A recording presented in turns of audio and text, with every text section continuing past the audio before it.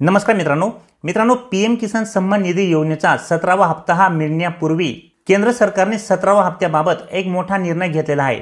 तर तो मोठा निर्णय काय आहे आणि पीएम किसान सन्मान निधी योजनेचा 17वा हप्ता हा शेतकऱ्यांना नेमका कधी मिळणार आहे हे सुद्धा आपण या व्हिडिओमध्ये जाणून घेणार आहोत। तर व्हिडिओ नक्की पूर्ण पहा आणि चॅनलवर जर नवीन असाल मित्रांनो तर चॅनलला सबस्क्राइब करून ठेवा। असेच नवनवीन आणि माहितीपूर्ण व्हिडिओ मी तुमच्यासाठी घेऊन येत असतो।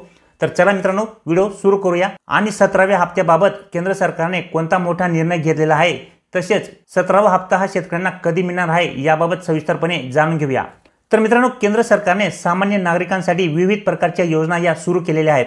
या योजनांच्या माध्यमातून शेतकऱ्यांना चांगले आर्थिक पाठबळ हे मिळत असते। त्याचप्रमाणे त्यांच्या शेतातील पिके हे चांगले यावेत या उद्देशाने सरकारने अनेक योजना सुरू सुद्धा केलेल्या आहेत। या योजनांपैकीच एक योजना म्हणजे पीएम किसान सन्मान निधी योजना।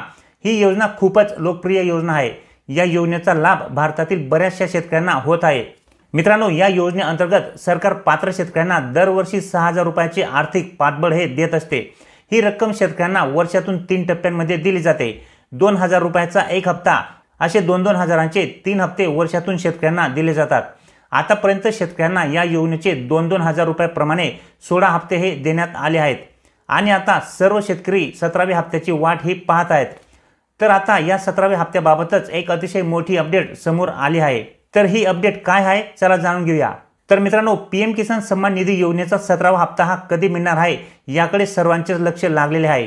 तर हे सुद्धा आपण या व्हिडिओमध्ये जाणून घेणार आहोत की पीएम किसान सन्मान निधी योजनेचा 17वा हप्ता हा शेतकऱ्यांना कधी मिळणार आहे। परंतु मित्रांनो पीएम किसान सन्मान निधी योजनेचा 17वा हप्ता हा शेतकऱ्यांना देण्यापूर्वी केंद्र सरकार पीएम किसान सन्मान निधी योजनेच्या लाभार्थ्यांचे मूल्यमापन देखील करणार असल्याची अपडेट समोर आली आहे। यासाठी NITI आयोगाशी संबंधित विकास देखरेखाने मूल्यमापन कार्यालयांनी या योजनेच्या मूल्यमापनासाठी माहिती मागवली आहे। पीएम किसान योजनेसाठी शासन दरवर्षी 60,000 कोटी रुपयांचा खर्च हा करत असते। तर मित्रांनो तुम्हाला आता समजले असेल की पीएम किसान सन्मान निधी योजनेच्या लाभार्थ्यांचे केंद्र सरकारने मूल्यमापन करण्याचा निर्णय हा घेतलेला आहे। तर पीएम किसान योजनेचे मूल्यमापन करण्याचा उद्देश हा नेमका काय आहे? तर मित्रांनो पीएम किसान योजनेअंतर्गत नेमका किती पात्र शेतकऱ्यांना लाभ मिळत आहे याच्यात कोणी अपात्र शेतकरी तर लाभ घेत नाहीये ना। तसेच या योजनेच्या लाभामुळे शेतकऱ्यांच्या किती आर्थिक गरजा ह्या पूर्ण होत आहेत, त्याचप्रमाणे शेतकऱ्यांच्या शेतीच्या उत्पन्नावर काय परिणाम झालेला आहे, अशा अनेक गोष्टी समजून घेण्यासाठी आणि त्यांच्यावर शेतकऱ्यांच्या हितासाठी योग्य त्याप्रमाणे उपाययोजना करण्यासाठी सरकार या योजनेचे मूल्यमापन करणार आहे।